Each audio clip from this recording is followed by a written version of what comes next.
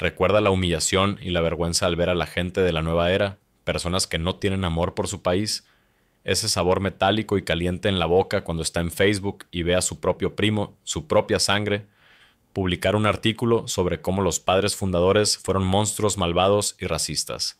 Quiere escribir una respuesta. Sus dedos se ciernen sobre el teclado, pero se detiene. ¿Por qué? Porque sabe la tormenta que desatará. Las acusaciones. Las conferencias santurronas de personas que nunca han construido nada en sus vidas. Así que se traga su ira. Otra vez, y se queda en su estómago como un trozo de plomo. Lo siente una simple mañana de martes. Está conduciendo por el pueblo en el que ha vivido toda su vida, y ve una bandera extraña ondeando sobre un edificio público, una pancarta de colores confusos que no significa nada para usted.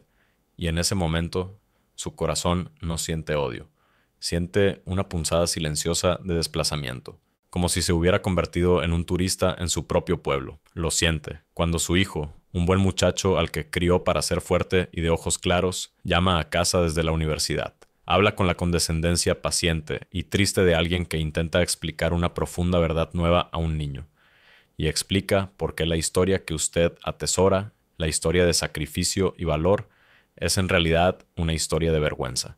Usted escucha su voz y siente un abismo abriéndose, una sensación de pérdida tan profunda que le quita el aliento. Ha sido arrebatado de usted, no físicamente, sino en su espíritu. Durante años me dije a mí mismo que la respuesta correcta era el silencio, la paciencia, que mantener la paz es lo cristiano, así que no dije nada en acción de gracias. Cambié de tema cuando surgieron los temas incómodos, pero la paz a costa de la verdad no es paz, es rendición. Y creo que muchos de nosotros hemos tenido un momento de claridad. Un momento en que la farsa se vuelve imposible de mantener. Para mí llegó en un hospital. Una enfermera me entregó un formulario con una larga lista de nuevos términos de identidad junto a género. Y al mirar esa lista no sentí ira, sentí una profunda tristeza. Una tristeza por una generación de niños a quienes se les enseña que las verdades más básicas y fundamentales de sus propios cuerpos son una fuente de ansiedad y confusión constantes, en lugar de un regalo para ser recibido con paz y gratitud.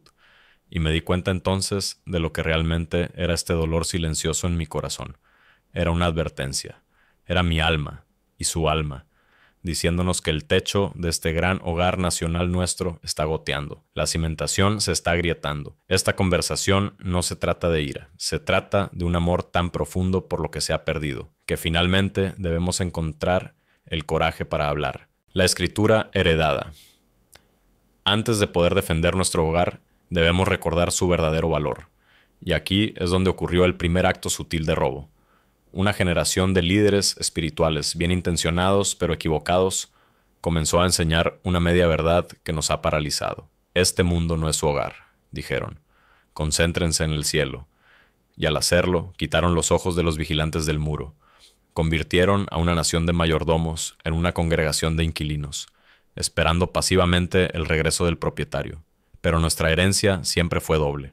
Una promesa para la vida venidera, sí, pero también una escritura. Un pacto para esta tierra, una confianza sagrada, no una garantía de perfección, sino una asignación divina para construir una ciudad sobre una colina. Todavía se puede sentir el eco de esa asignación, lo siente cuando recuerda a su padre. No era un santo, pero era un hombre de sustancia. Él entendía que su libertad no era una licencia para hacer lo que le placiera, sino un deber de construir una familia fuerte, una comunidad segura. La fuerza silenciosa que vio en él, ese sentido de propósito inquebrantable, esa fue la herencia hecha carne. Usted mira el mundo superficial y cambiante que están creando, y se lamenta por la pérdida de esa masculinidad simple y sólida. Lo oye en los viejos himnos, los que hablaban de pecado y redención, de verdad y consecuencias. Le tocan una fibra sensible porque provenían de un pueblo que no estaba confundido. Tenían una brújula. La gran tragedia de nuestro tiempo no es que hayamos perdido el rumbo, sino que se nos dice que destrozar la brújula es un acto de iluminación. Aquí está el diagnóstico de nuestra inquietud. Es la ansiedad propia y dada por Dios de un hombre que sabe que es parte de un pacto y que ve ese pacto romperse. Nuestra misión no es simplemente escapar de un mundo caído, sino ser los agentes de su sanación y restauración, comenzando aquí mismo en la tierra que Dios nos ha confiado. El tiempo de solo mirar al cielo ha terminado. Es hora de reclamar el suelo bajo nuestros pies. Las cicatrices de los milagros. El arma más efectiva para desarmar a un pueblo es la vergüenza. Si una fuerza opuesta puede convencerle de que su propia historia es una fuente de deshonor, usted depondrá las armas y les permitirá escribir el futuro. Y así se ha creado toda una industria para enseñar con nuestros hijos que nuestra historia es una línea ininterrumpida de criminalidad. Pero no necesitamos defender un cuento de hadas. Solo necesitamos contar la verdad sobria, marcada y milagrosa. Seamos honestos acerca de los hombres que fundaron esta nación. ¿Eran defectuosos? Sí, tan defectuosos como cada hombre en la Biblia, desde David hasta Pedro. Pero reducirlos a sus defectos es un acto malicioso de vandalismo histórico. Le pediría que considere el espíritu detrás de sus acciones. Estos eran hombres cómodos, médicos, abogados, agricultores, que eligieron arriesgarlo todo, sus vidas, sus fortunas, su honor sagrado. ¿Por qué? Por una causa mayor que ellos mismos, para dar a luz una nación sobre la premisa radical de que nuestros derechos vienen de Dios, no de los reyes. Ese no es el espíritu de la codicia, es el espíritu de una fe monumental y que cambia el mundo. Seamos honestos acerca de nuestra hora más oscura. Nadie niega el pecado profundo que manchó nuestros comienzos, pero ninguna otra nación en la historia se desgarró voluntariamente, derramando la sangre de cientos de miles de sus propios hijos, para purgarse de ese pecado. Como Lincoln, nuestro profeta nacional, entendió, la guerra civil no fue una lucha política, fue un crisol divino. Fue el fuego terrible y necesario para quemar la hipocresía y alinear verdaderamente la nación con su propio credo fundacional. Y seamos honestos acerca de nuestro papel en el mundo. Le pido que imagine los cementerios militares estadounidenses que salpican la costa de Europa. Filas y filas de cruces blancas y estrellas de David marcando las tumbas de muchachos de Alabama y Michigan, de todas las razas y credos, que nunca regresaron a casa. Su último acto en esta tierra fue derramar su sangre en suelo extranjero para liberar a personas que nunca habían conocido de una tiranía que se negaron a aceptar. Hicieron esto no para construir un imperio, sino para desmantelar uno. Esa no es una herencia de opresión. Esa es una herencia de amor profundo y sacrificial. Esta es la historia que tantos ahora están trabajando para borrar. Debemos resistir, no con ira, sino con una resolución llena de dolor. Podemos decir a nuestros hijos, sé lo que les están enseñando, y me duele que sus corazones estén tan llenos de la narrativa de la amargura que no pueden ver el espíritu de milagros que siempre ha estado obrando en esta tierra. Debemos ser los guardianes de la verdadera historia, porque en esa historia reside la prueba de nuestro propósito, la contienda que usted no eligió. Es una verdad dolorosa de aceptar, pero el tiempo de pretender que todos somos una familia feliz ha terminado. El sentimiento profundo e incómodo de división que experimenta no es una falla de comunicación, es una señal de una contienda fundamental por el alma de nuestra nación. Quiero que entienda mi corazón en esto. He escuchado los sermones y leído las columnas de personas bien intencionadas que ruegan por la civilidad, por la unidad, para que encontremos un terreno común. Sus corazones pueden estar en el lugar correcto. Pero en una lucha donde la creencia fundamental del lado opuesto es que sus valores, su fe y su historia son una forma de maldad que debe ser erradicada, entonces el único terreno común que le ofrecen es una tumba.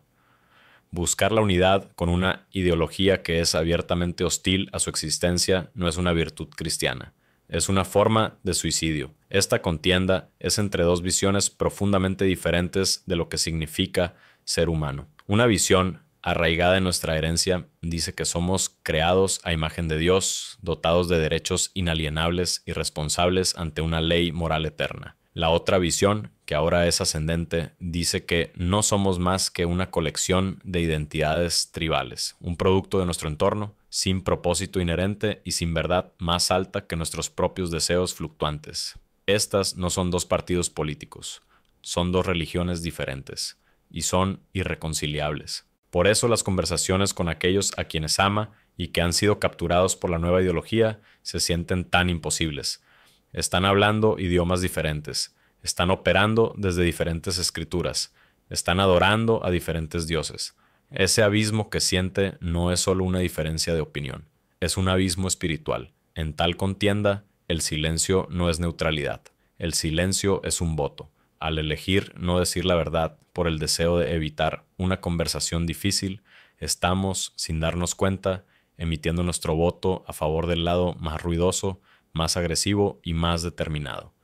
Su tranquila esperanza de evitar una escena en la mesa ha sido interpretada por el otro lado como su rendición. Ha llegado el momento de elegir, no con espíritu de odio, sino con un espíritu de deber profundo y triste, como un padre amoroso que finalmente debe establecer un límite estricto con un hijo que está tomando decisiones destructivas. No lo hace porque quiera el conflicto. Lo hace porque el amor lo exige. Lo hace porque el futuro de toda la casa está en juego. La lenta erosión. Esta gran contienda no se libra con ejércitos, sino con una lenta y metódica erosión de los cimientos de nuestras vidas. Las fuerzas opuestas no son tontas. Saben que no pueden conquistar una nación de familias fuertes y comunidades unidas. Así que, durante generaciones, han estado trabajando para disolver el mismo pegamento que nos mantiene unidos. El proceso comenzó celebrando una forma de individualismo radical, una narrativa que nos decía que nuestro deber principal era nuestra propia realización personal. El matrimonio se convirtió en un producto de consumo, para ser desechado cuando ya no nos trajera felicidad. La idea de sacrificarse por el bien de la familia, de permanecer en los tiempos difíciles, fue rebautizada como una forma de autopresión. Esta narrativa fue poderosamente impulsada por una visión distorsionada de la libertad que la separó de su compañero necesario, la responsabilidad. Estoy pensando en una voz como la de un expresidente, que habló no solo de libertad, sino del carácter necesario para sostenerla. Hemos olvidado esa parte de la lección. Nuestra cultura ahora predica un evangelio de libertad sin carácter, derechos sin responsabilidades. El resultado es la decadencia social que vemos a nuestro alrededor, un mundo de compromisos superficiales y profunda soledad. Luego apuntaron a nuestros hijos. Debemos hablar claramente, pero con tristeza. El sistema de educación pública, una institución que construimos y financiamos con la expectativa de que transmitiría nuestros valores, se ha convertido en muchos lugares en un teatro de captura ideológica. Una narrativa de autoaborrecimiento nacional ha reemplazado la enseñanza de una historia honesta y aspiracional. Y en nombre de una falsa compasión, una gran y dañina confusión sobre las hermosas realidades biológicas de lo masculino y lo femenino, se está presentando a los más vulnerables de nuestros hijos. Nuestra preocupación aquí no es de ira, sino de amor, un amor profundo y protector por una generación de niños a quienes se les enseña que sus propios cuerpos son una fuente de ansiedad y que su identidad es algo que debe ser perpetuamente cuestionado en lugar de un regalo para ser recibido con paz y alegría. Esto ha creado lo que un sabio escritor llamó una vez una crisis de pertenencia. Cuando la estructura familiar se erosiona y la historia nacional se convierte en una de vergüenza, ¿dónde encuentran nuestros jóvenes su identidad? La respuesta es en ninguna parte. Y una generación que no pertenece a ninguna parte es una generación que puede ser conducida a cualquier parte. Este es el objetivo de las fuerzas destructivas en acción: crear una nación de individuos desconectados y ansiosos, que luego estarán agradecidos por el orden y el significado que un Estado todopoderoso ofrecerá. La misión de rescate del hogar. Durante 50 años, los más celosos y dedicados entre nosotros fueron animados a mirar hacia afuera. La misión estaba allá afuera. Y al mirar hacia afuera, descuidamos los cimientos que se desmoronaban aquí en casa. Un hombre sabio, como el difunto Billy Graham, siempre supo que la misión comenzaba en casa, pero esa parte de su mensaje a menudo se olvidó. El gran desafío para nuestra generación es reorientar nuestra misión. Es emprender un rescate del hogar. Esto no es un llamado a un partido político, es un llamado a un movimiento de mayordomía de base. ¿Cómo se ve esto? Significa que nos involucramos radicalmente más en la educación de nuestros hijos. Para algunos, esto significará hacer el gran sacrificio de explorar alternativas, como la educación en el hogar o apoyar las pequeñas y fieles academias que están surgiendo.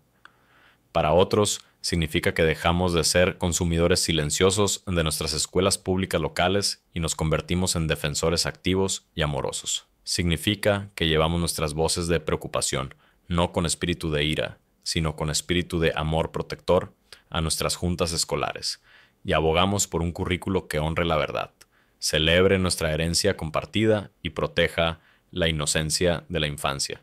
Significa que somos mucho más intencionales con nuestro poder económico. Podemos elegir ser más conscientes sobre las empresas y corporaciones que apoyamos. Cuando decidimos patrocinar un negocio familiar local o una empresa cuyos valores se alinean con los nuestros, estamos haciendo algo más que una compra. Estamos emitiendo un voto económico. Estamos ayudando a construir y fomentar una economía que refleje los principios de comunidad y carácter en los que creemos. Esto no se trata de división, se trata de construir. Significa que nosotros, el pueblo de fe, debemos liderar el camino en la reconstrucción del tejido comunitario. En lugar de simplemente extender un cheque para una causa distante, debemos ensuciarnos las manos en nuestros propios pueblos. Significa ser mentor de un niño sin padre. Significa crear redes de apoyo para madres jóvenes. Significa visitar a la viuda anciana de su calle. Estas no son cosas pequeñas. Son los hilos con los que se teje un fuerte tejido nacional. Las ideologías opuestas solo pueden prosperar en un mundo de aislamiento y desconexión. Nuestro gran acto de desafío es volver a tejer nuestras comunidades, una relación amorosa e intencional a la vez. El trabajo comienza con usted, justo donde está. El coraje de ser malentendido. En esta labor de reconstrucción, inevitablemente será malentendido. Llegará un momento en que hable una verdad simple y fundamental, sobre la importancia de un padre y una madre, sobre la gloria única de la historia de nuestra nación, sobre la realidad de dos sexos, y será recibido con una etiqueta diseñada para silenciarlo. Durante años, muchos de nosotros hemos vivido con miedo a estas etiquetas. Hemos permitido que nuestro miedo a ser llamados algo desagradable se convierta en una jaula, encerrando nuestras convicciones dentro de nuestros propios corazones. Permítame sugerir un camino diferente, uno de coraje doloroso. Cuando llegue la acusación, y lo hará, quizás no debamos enfrentarla con ira defensiva. Quizás debamos enfrentarla con una confianza tranquila y con el corazón roto. Podemos decir, con toda sinceridad, me duele que se le haya enseñado a ver una declaración de amor como una declaración de odio. Me duele que se le haya entrenado para ver una defensa de la familia como un ataque contra usted. Al hacer esto, usted reformula todo el encuentro. No es el agresor. Es el que intenta defender algo hermoso contra una narrativa destructiva. No es el que odia. Es aquel cuyo amor está siendo malinterpretado. Estoy pensando en hombres como el gran Alexander Solzhenitsyn, quien entendió que el primer acto de resistencia contra una mentira es simplemente negarse a repetirla. Nuestro silencio ante estas acusaciones se ha convertido en una forma de participación en la mentira. Para citar una autoridad aún más alta, Cristo mismo nos dijo: «Bienaventurados sois cuando os insulten, por mi causa». Él entendió que en un mundo caído, la condena de la cultura es a menudo la señal más segura de que se está en la luz. Encontremos el coraje de ser malentendidos por el bien de la verdad. Estemos dispuestos a llevar las etiquetas que nos pongan, no como una marca de vergüenza, sino como un pequeño precio a pagar por nuestra lealtad a Dios y a la herencia que Él nos ha dado. Sus palabras pierden todo su poder en el momento en que decidimos que agradar a Dios es más importante que ser popular. Que su malentendido sea un testimonio de nuestra claridad. Que sus etiquetas sean nuestra insignia de honor. La falsa paz existe otro peligro, mucho más seductor. Es la tentación no del conflicto, sino de una falsa paz. Es una influencia que se está filtrando silenciosamente en nuestra cultura por todos lados, ofreciendo una solución a nuestra ansiedad que es, de hecho, un tranquilizante espiritual. En una sociedad que se ha convertido en un asalto implacable a nuestros nervios, la oferta de atención plena y desapego parece una tabla de salvación. Entiendo el atractivo. ¿Quién de nosotros no anhela una mente tranquila y un corazón sereno? Pero debemos, como personas de discernimiento, siempre preguntar: ¿cuál es la fuente de esta paz? ¿Y cuál es su costo? La filosofía subyacente a este movimiento, una influencia con raíces antiguas en tierras lejanas, enseña que la fuente del sufrimiento es nuestro apego a las cosas, a nuestros deseos, nuestras creencias, incluso nuestra propia identidad. Por lo tanto, el camino hacia la paz es desapegarse, soltar, observar nuestro dolor, nuestra ira, nuestro amor patriótico desde la distancia, como si fueran nubes que pasan en el cielo. Pero qué profunda y trágica traición es esta a la fe que hemos heredado. Nuestra fe no es de desapego, es de apego apasionado. Se nos manda amar al Señor nuestro Dios con todo nuestro corazón, alma y mente. Se nos manda amar a nuestros prójimos. El hombre que encarna nuestra herencia no es el que puede sentarse serenamente mientras su hogar es amenazado. Es el que ama tanto su hogar que dará todo para defenderlo.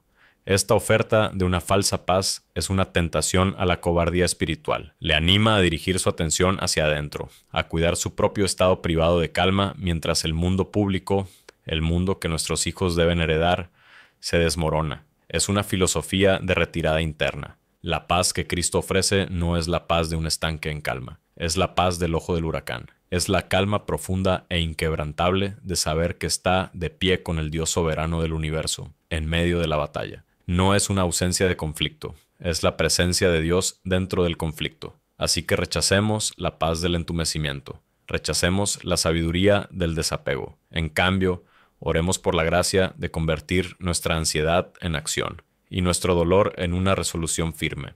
Abracemos el glorioso, difícil y apasionado apego a las verdades, a las personas y a la nación que Dios nos ha llamado a amar y a defender. Una visión de gobernanza global. Cuando adopte esta postura, comenzará a sentir que las luchas que enfrenta en su comunidad local no son eventos aislados, están conectadas. Son parte de un cambio global más grande en el poder y las ideas.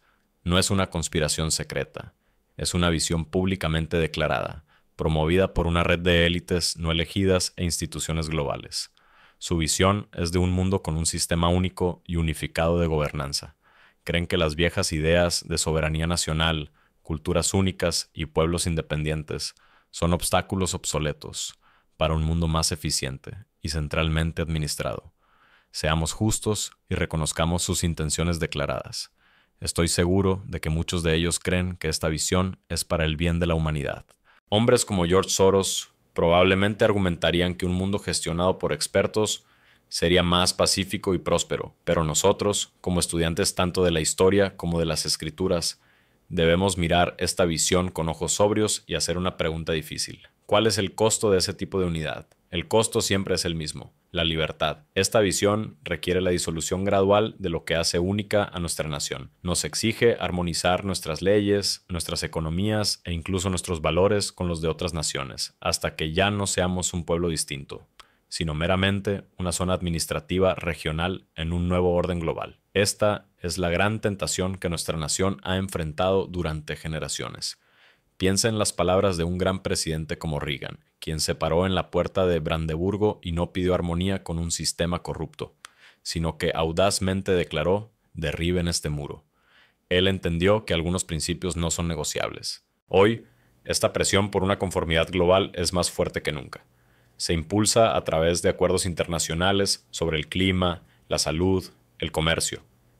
Cada uno, tomado por sí mismo, puede parecer razonable, pero tomados en conjunto, representan una transferencia lenta y constante de poder de usted, el ciudadano, a una clase de gerentes que no eligió y no puede remover. La sensación que tiene de que fuerzas distantes e irresponsables están tomando decisiones que afectan su vida no es una fantasía paranoica.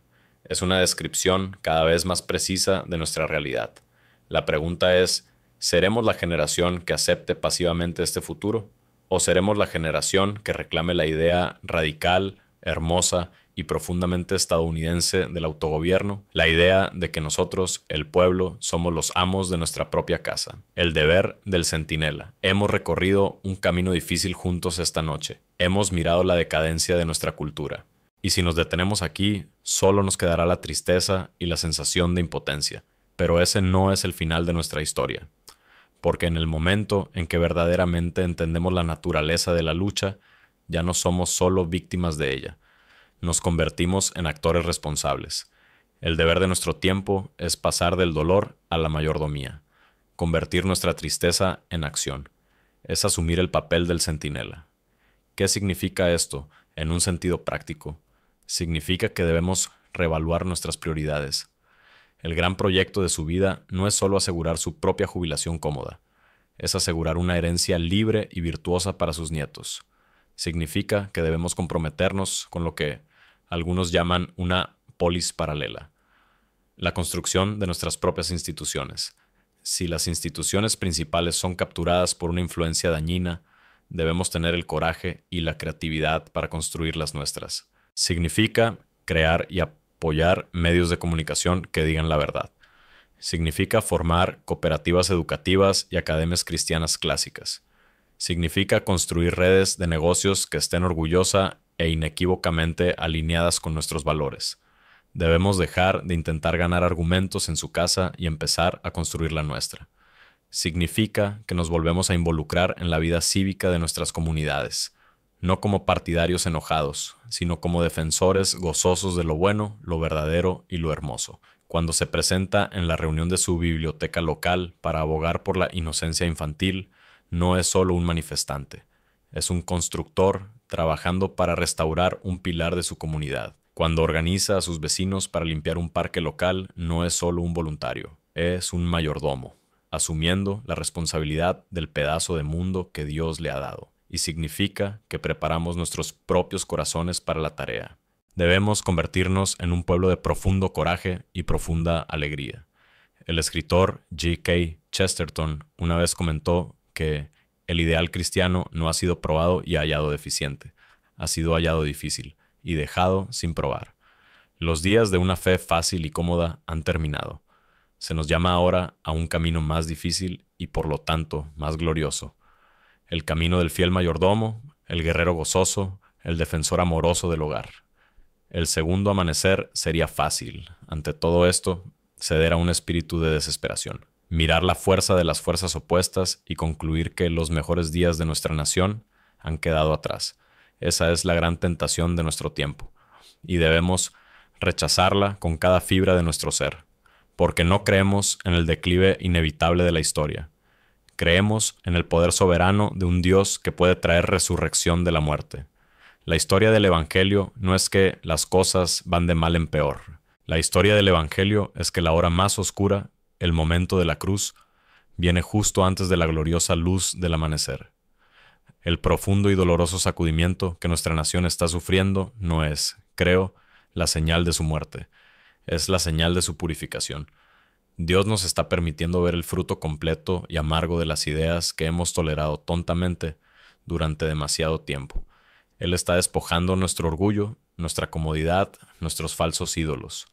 Nos está obligando, como pueblo, a elegir un bando, a recordar quiénes somos y de quién somos. Nos está haciendo a nuestra generación la misma pregunta que una vez le hizo a un profeta de pie en un valle de huesos secos. Hijo de hombre, ¿pueden vivir estos huesos? Y con fe temblorosa, pero con firme resolución, debemos responder, sí, Señor, por tu gracia pueden volver a vivir. El futuro no es un gran reinicio diseñado por élites no elegidas. El futuro por el que debemos luchar, orar y construir es un tercer gran despertar, no solo un avivamiento emocional, sino una verdadera reforma nacional. Un regreso a los primeros principios que hicieron de esta nación un faro de esperanza para el mundo entero. Puedo ver esa América. Es una América donde nuestras escuelas enseñan de nuevo a nuestros hijos a amar a su país porque entienden su bondad profunda, aunque imperfecta. Es una América donde la familia es nuevamente honrada como la piedra angular sagrada de una sociedad sana. Es una América donde nuestras fábricas vuelven a zumbar, construyendo cosas reales, proporcionando trabajo digno para nuestra gente. Esta es la esperanza que nos levanta de la cama por la mañana. Esta es la visión que alimenta nuestra lucha. La lucha es larga, el costo es alto, pero la causa es la más digna de nuestras vidas. Ser la generación que cambia el rumbo. Ser la generación que vio la oscuridad que se avecinaba y en lugar de maldecirla, eligió encender una vela, y luego otra y otra, hasta que toda la tierra estuviera de nuevo en llamas con la gloriosa luz de la libertad y la fe.